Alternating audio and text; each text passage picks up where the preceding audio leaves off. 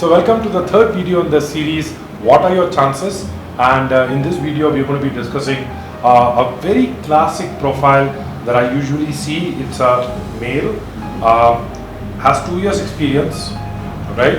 And has said works in a top 10 startup in India. I don't know what it means. Could be a Paytm, could be a Zomato, could be Flipkart, I don't know. But it's a top 10. So let's assume that it's one of those Paytm, Zomato kind of companies. One of the unicorns. One of the unicorns, right? He's into tech and programming. So he's actually a coder. He's into tech. He's written a lot about his tech skills. So he seems to be a good coder. Has done his undergrad from Bangalore.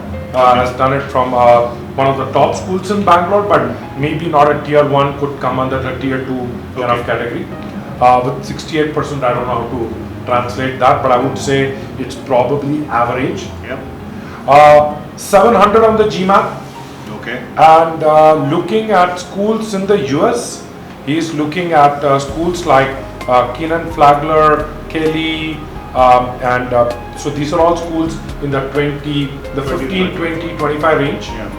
And other extracurricular interests, has a lot of interest in technology, cars, mobile gadgets. Seems to be like a complete techie to me. Tech guy. Yeah. Correct? Like a complete tech guy. He probably loves what he does. Again, I'm kind of guessing. Loves what he does. But I think he got a lot of people coming and telling him that, hey dude, you need to get an MBA. You do an MBA, yeah. Correct? Yeah. And he probably is just thinking. But he's got a 700 of the GMAT. So what's your initial assessment? I probably know this guy. I You mean, know a lot of it's people so like that, common. right? Yeah. This profile is so common that it's Yeah. probably, and I'm sure people who are watching this will relate to it, that I Right. know this guy. Correct. And I clearly think the way it was described to me, it seems as like he's a guy who is very passionate about technology, Right. knows a lot about gadgets, about mobiles and cars and stuff. Clearly there's somebody putting a lot of pressure on him to do an MBA, Right. because I think the very first question he will struggle on is, if you seem to be doing so well on your technical fields, Correct. what is prompting this change to a business role for Correct. you? And that too with such limited years of experience. Correct. Clearly he'll struggle in that. But where does he want to apply? He's in top 25, 30. So it's like he wants to apply to the US, Yeah. looking at schools beyond the top 10. So starting with, let's say, 12, 13, 15, going all the way till about 20. So decent schools, but not the top 10. Like not a Harvard, Stanford, but kind of this. Just adding to the point that you mentioned, so I think usually I've seen people who come from tech background coming with this pitch for a YMBA, saying that we understand the technical part, we understand the nuts and bolts of it. Now we want to get into product management, we want to get into customer journey, user engagement. How do I do that part of the business? And they typically have plans of getting into product management in a large IT company. Yep. Or B, the other story that I've heard a lot is people coming in with this wanting to either start up on their own or join a startup at a very early stage, right? One thing that I usually advise people is if you're looking at a large company, especially since he's applying outside of India, he's applying to the US, I would be very wary of the second category. Yeah. You cannot start up when you have a 150K education loan on your head. Correct. Right? Correct. You need to explain that to the admission committee. Yep. Right? Yep. And the second is, if you are going to a struggling startup, how are they going to afford an MBA from a top school? Yeah. That's the first question. Yep. Second question, would they be able to actually sponsor your H1B visa? Correct? Yes. So I think from a post-MBA career path, I think it would be safe for him to stick to a large First route. IT company, Yeah. say that I'll be a part of this whole product management cogwheel, Yeah. right? Yeah. And as most people kind of probably just for the audience, I'm just saying that many a times people assume that if I'm going to be a product manager, I will, as a freshly minted MBA, I'm going to come in and I'm going to say what is the future direction of this product, but it doesn't happen. They spend time looking at functional specs and requirement documents, and they spend 6 months, 1 year understanding the ecosystem before they actually start contributing. So 5 years, because going to a large company, I know the science behind creating products. Correct. Like if you go to Google or Microsoft, and once you're done, you learn the jobs, then you can kind of, and a lot of startups will get funded like Series A and stuff.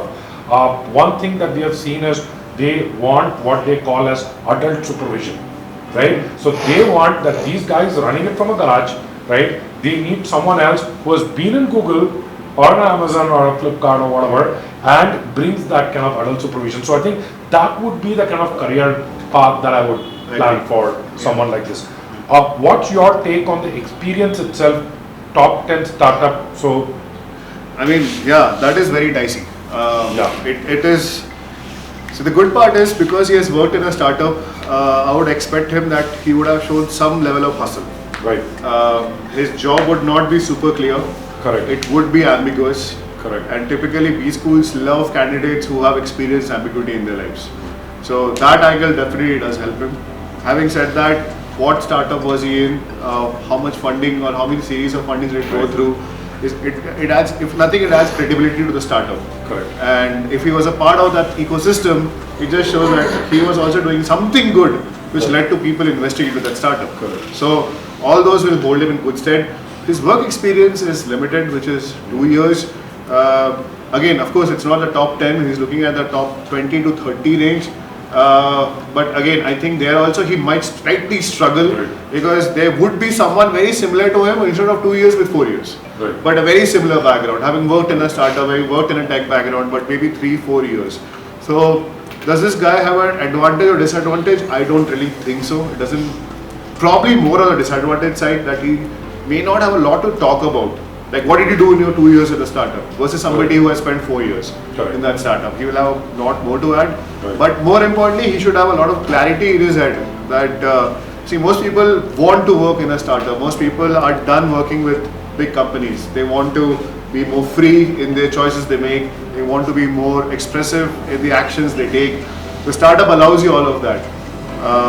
So his post MBA goals, what are those? If he wants to work again in a startup, as you rightly mentioned out, the money angle doesn't make sense. Right. So then where would he want to work? Would he fit in there? All those angles need to be answered to the admission committee before they consider it. I think one other thing that with the 700 GMAT, I think it kind of, and his undergrad, I think it kind of fits into that range. But the schools that he has picked, like the ones that he's mentioned, Kiran Flagler, Kelly, I would probably add a few more schools to it. Yeah. For example, if he is very clear on being in technology, there are a lot of tech programs that have come, tech MBAs, Yeah. STEM MBAs. So one tech MBA, for example, Cornell Johnson offers a tech MBA. NYU Stern Yes. offers a tech MBA, and we have a video on the tech MBA aspect also, which we will link below. The thing about tech MBA is that he's not a closer investment banker. He's very clear. He's making no qualms that look, I'm a coder. I want to get into MBA, and chances are I'm going to end up in technology. Correct. So rather have an MBA program that is focused to kind of maximize his background to leverage it to the post MBA list. What is your take on the extracurriculars? He has mentioned this as interests and hobbies. So I know a lot of people who kind of consume a lot of content and they are really knowledgeable. Like when it comes to cars and all that, like from childhood he's been kind of this. What you have a passion for football also, right? Yeah. So how would you kind of take something like this where we are not the creator, we are more of a consumer, but he has been a consumer, an ardent consumer for a fairly long time. And what I have seen with such people is that people who really have a very deep knowledge about a certain hobby or certain subject, it will not help them get a shortlist. For them to get an interview call, it will depend on the other parameters which we have just discussed. But having this kind of deep level knowledge can just work in your favor in the interview. Right. Because in the interview, usually the interviews are all about making you comfortable, the candidate comfortable, and asking them to talk about agendas that they have an opinion about. There's no point talking about stuff which they don't understand. And usually I've seen candidates that they sometimes, for example, a very common question asked is, tell me something about your profile which is not written in this application sheet already. Right. And people usually struggle. What do I say? Because I've already done every possible praise of mine. It's already there in this document. What more do I add? But then suddenly they remember that, hey, I have this passion or hobby of mine and it is interesting, and if I go really deep into it, it might just impress the interviewers. And in more cases or not, it does. Because suddenly you realize that this person has a lot more depth to it. Yes, they may not be doing 10 different things, but they do couple of things, but they do that very, very well, or they have a very deep knowledge about it. Right. Even consumerism should be done properly, Right. right? Somebody could say, hey, I just enjoy watching movies. There's nothing wrong in that. But if they're able to talk about the Oscar-winning movies of the 50s and 60s and who won at that time and what was the criteria, even to the casual observer, that will Right. seem like a super interesting conversation. Hey, this guy knows a lot, and I am not even aware of it. So automatically, it's going to impress someone. If you are able to come up with a topic or agenda that you can talk about in details, first of all, in the interview, what it does is you are talking about something about which you have full control on. So your Right. personality shines. You have a lot more authority or a lot more confidence versus being an interview where you are very scared about the next Right. question they are going to ask you. Here, your full personality is coming out. You can talk about that. One, he does that, you create I an just have a impression. story on this. So we had a student who went to Kelly, Yeah. since he mentioned Kelly. Yeah. So in the interview he was asked, what is your hobbies? And he said, watching movies. And he said, what do you do? He said, I watched every movie in the IMDb top 100. Okay. Right? Then the conversation started, what are the top 10 movies? This guy, the professor at the other end of the US college, he started talking. They spoke about some Iranian director. And he recommended a movie that that guy had not, the interviewer had not watched. Yeah. In fact, after the interview, in the thank you note, he said, you know, by the way, this is the IMDb link to the movie that I was talking about. Okay. You must watch it. And he said, you know, 30-minute interview, 20 minutes was on movies. That's how it is, yes. So after the interview, he called, he said, I'm kind of freaking out because, like, should I have done that? He's just asking about movies and he just spoke about that. So I just said, was that an enjoyable conversation? He said, yeah. He said, did you feel that there was like kind of interaction? He said, yeah. I said, well, that's kind of more than enough, right? Yeah. And he got through. Yes. So I think picking one interest is important if you are able to kind of add value Yeah. and speak something more, you know. Tell them something interesting or unusual which is Right. going to impress them. That's all.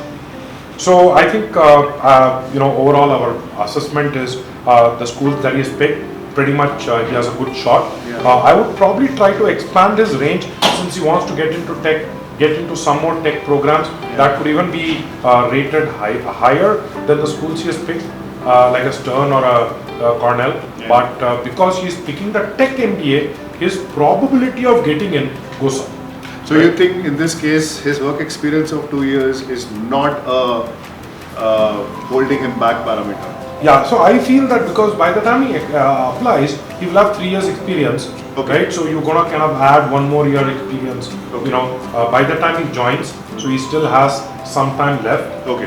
And if he's able to play his cards well, and if he's able to show breadth of experience in these 2 years, show that quality that I have done 10 years, what other people would do in normal company, I've been able to do it in 2 years, I think that would kind of, you know. So with that, we kind of bring it to a wrap. That was our assessment of this profile. And in the next video, we're going to be taking up finance professional. We're going to take a chartered accountant, a typical profile working for a large auditing firm, and assess the chances. Thanks.